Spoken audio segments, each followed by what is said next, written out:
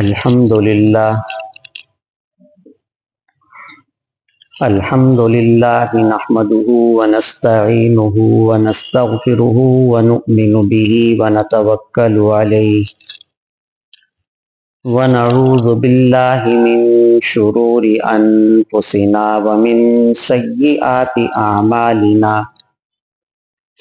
من يهده الله فلا مضل له ومن يضلله فلا هادي له ونشهد أن لا إله إلا الله وحده لا شريك له ونشهد أن سيدنا وسندنا ومولانا محمدا عبده ورسوله أما بعد فأعوذ بالله من الشيطان الرجيم بسم اللہ الرحمن الرحیم محمد رسول اللہ والذین معه اشداء علی الکفار رحماء بینہم تراہم رکعا سجدا یبتغون فضلا من اللہ ورضوانا قال النبي صلى الله عليه وسلم أصحابي كالنجوم فبأيهم اقتديتم اهتديتم أو كما قال عليه الصلاة والسلام صدق الله العلي العظيم وصدق رسوله النبي الكريم ونحن على ذلك من الشاهدين والشاكرين والحمد لله رب العالمين۔ بزرگان محترم و برادران عزیزم، نیت تو یہ تھی پچھلے جمعے کہ حضرت سیدنا صدیق اکبر رضی اللہ تعالیٰ عنہ کے کچھ فضائل اور مناقب عرض کروں، کیونکہ 22 جمادی الثانی یہ حضرت سیدنا صدیق اکبر رضی اللہ تعالیٰ عنہ کا یوم وفات ہے۔ اس مناسبت سے کہ آنے والے ہفتے میں وہ دن آ رہا ہے جس دن ہدایت کا یہ آفتاب اور مہتاب دنیا سے رخصت ہوا، لیکن اکابرین کی طرف سے حکم ہوا کہ عوام کے سامنے، مسلمانوں کے سامنے، اپنے بھائیوں کے سامنے مساجد مدارس کی رجسٹریشن کا معاملہ ذکر کیا جائے کہ حکومت وقت زور دے رہی ہے کہ مدارس کو رجسٹرڈ کروائیں وزارت تعلیم کے تحت، اور ہمارے اکابرین کہہ رہے ہیں کہ ہم حکومت کے تحت نہیں چلنا چاہتے۔ جس ایکٹ کے تحت، جس قانون کے تحت پرائیویٹ ادارے رجسٹرڈ ہوتے ہیں، 1860 کا ایکٹ، سوسائٹی ایکٹ جسے کہتے ہیں، ہم اس کے تحت رجسٹرڈ ہونا چاہتے ہیں۔ میڈیا نے اسے خوب بیان کیا، خوب اچھالا، تو اس لیے اکابرین کا حکم ہوا کہ یہ مسئلہ بیان کیا جائے کہ 1860 کے ایکٹ کے تحت مدارس کے رجسٹرڈ ہونے میں کیا فوائد ہیں اور وزارت تعلیم کے تحت رجسٹرڈ ہونے میں کیا نقصانات ہیں۔ چنانچہ گزشتہ جمعے تو پھر میں نے اپنا ارادہ ترک کیا اور بڑوں کے حکم کے مطابق اسی مسئلے کو آپ حضرات کے سامنے ذکر کیا۔ اب وہ جو پچھلے جمعے میں نے سوچ رکھا تھا کہ سیدنا صدیق اکبر رضی اللہ تعالیٰ عنہ کے مناقب و فضائل عرض کروں گا، تو ان میں سے کچھ آج عرض کر دیتا ہوں۔ صحابہ کی ساری جماعت ہی بڑی مقدس جماعت ہے، हुजूर अकरम सल्लल्लाहु अलैहि वसल्लम ने इरशाद फरमाया कि तुम ओहद पहाड़ के बराबर सोना खर्च करो अल्लाह की राह में, तो सहाबा के एक मुद्द के बराबर भी नहीं होगा। इस मुक़द्दस जमात की इतनी फजीलत है। मैंने जो आयत शरीफा बल्कि आयत का कुछ हिस्सा आपके सामने तिलावत किया, इसमें अल्लाह ताला ने सहाबा की फजीलत जिक्र फरमाई। वल्लज़ीना माअहू अशिद्दाउ अलल कुफ़्फ़ार रुहमाउ बैनहुम, वो लोग जो हुजूर अकरम सल्लल्लाहु अलैहि वसल्लम के साथ हैं, यानी सहाबा कराम, काफिरों पर बड़े सख्त हैं और आपस में मुसलमान बड़े रहमदिल मेहरबान, एक दूसरे की कदर करने वाले, इज्जत व इकराम करने वाले, एक दूसरे पर जाने निछावर करने वाले। कुरान और हदीस में इस जमात की बड़ी फजीलत आई। फिर इस जमात में बाज को बाज पर फजीलत है, जैसे बदरी सहाबा कराम को बाकी सहाबा पर फजीलत है। फिर अशरा मुबशरा वो बड़े फ़ज़ाइल वाले हैं कि हुजूर अकरम सल्लल्लाहु अलैहि वसल्लम ने 10 सहाबा कराम के बारे में एक ही मजलिस में इरशाद फरमाया कि ये जन्नती हैं। अबू बकर फिल जन्ना, उमर फिल जन्ना, उस्मान फिल जन्ना, अली फिल जन्ना, साद फिल जन्ना, अबू उबैदा फिल जन्ना वगैरह वगैरह। फिर इनमें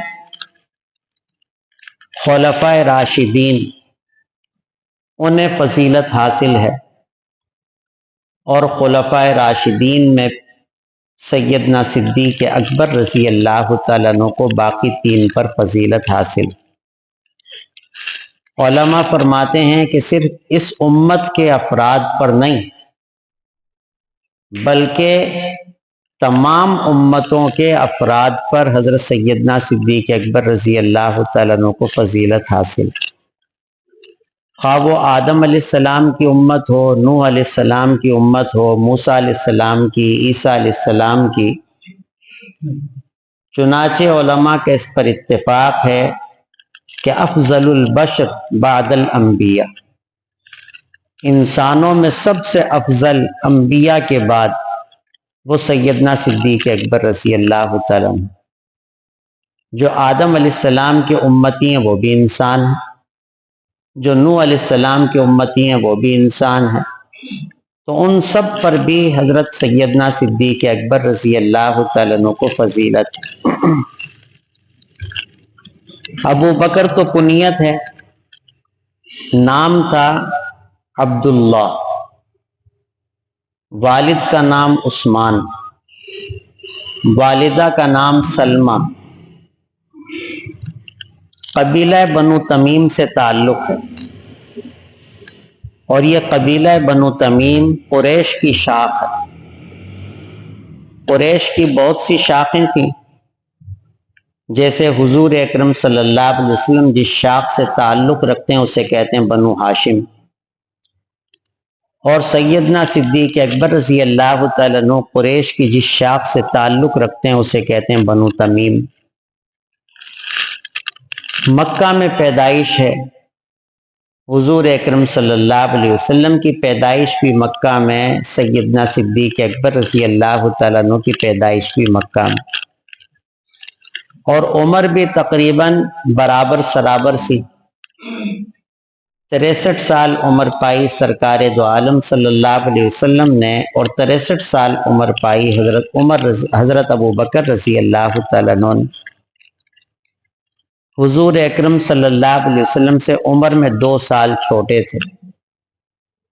बचपन में साथ रहे, जवानी में साथ रहे।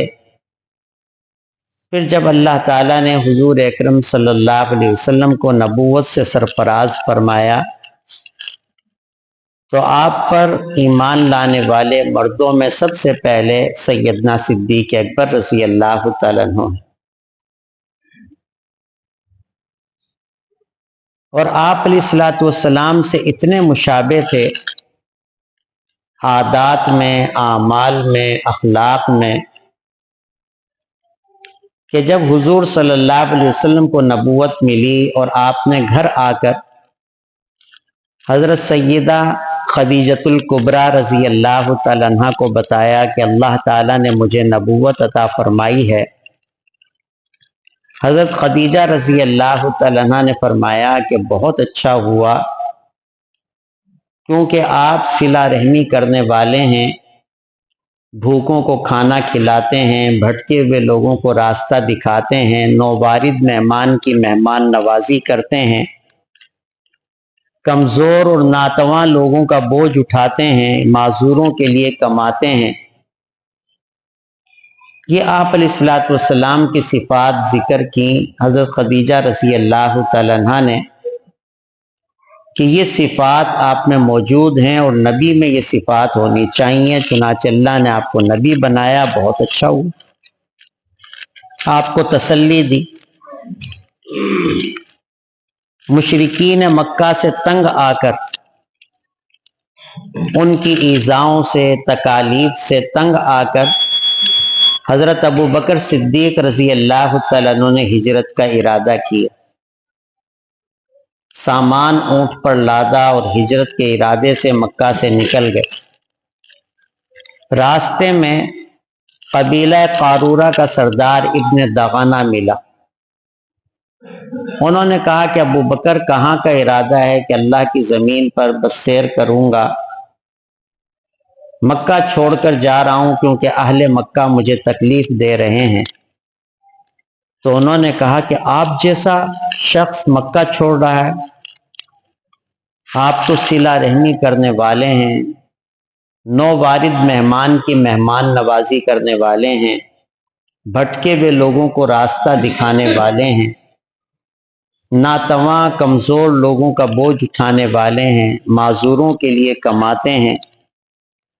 وہی صفات جو حضرت خدیجہ رضی اللہ تعالیٰ عنہ نے حضور صلی اللہ علیہ وسلم کے لیے ذکر فرمائی، وہی صفات ابن دغانہ نے حضرت ابو بکر رضی اللہ تعالیٰ عنہ کے لیے ذکر فرمائی۔ عادات، اخلاق، اعمال میں اتنے مشابہ تھے۔ حضور اکرم صلی اللہ علیہ وسلم نے جس معاشرے میں آنکھیں کھولیں وہاں شرک عام تھا۔ آپ کے گھر کے افراد، آپ کے دادا، آپ کے چچا، یہ لوگ شرک کیا کرتے تھے، بتوں کے سامنے جھکتے تھے، لیکن حضور صلی اللہ علیہ وسلم کی پیشانی کبھی کسی بت کے سامنے نہیں جھکی۔ حضرت ابو بکر رضی اللہ تعالیٰ عنہ کے گھرانے کے لوگ بھی بتوں کی پوجا پاٹ کرتے تھے۔ سلمہ بنت صخر آپ کی والدہ، وہ بھی بتوں کے سامنے سجدہ ریز ہوتی تھی۔ آپ کے والد عثمان ابو قحافہ، وہ بھی بتوں کو سجدہ کرتے تھے، لیکن ابو بکر رضی اللہ تعالیٰ عنہ کی پیشانی کبھی کسی بت کے سامنے نہیں جھکی۔ جیسے اللہ نے حضور اکرم صلی اللہ علیہ وسلم کو شرک سے بچایا، اسی طرح سے ابو بکر رضی اللہ تعالیٰ عنہ کو بھی شرک سے بچایا۔ حضور اکرم صلی اللہ علیہ وسلم نے کبھی شراب نہیں پی۔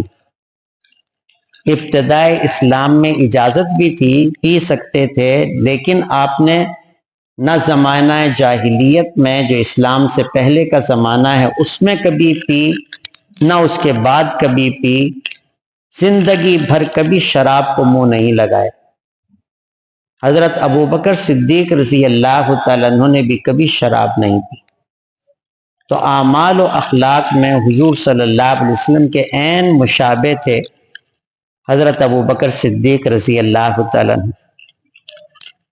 بڑے فضائل ہیں، لیکن چونکہ وقت میں بھی گنجائش نہیں، اس لیے آج تو صرف اسی پر اکتفا کرتے ہیں، انشاءاللہ بقیہ فضائل آئندہ جمعہ عرض کریں گے۔ وآخر دعوانا الحمدللہ رب العالمین۔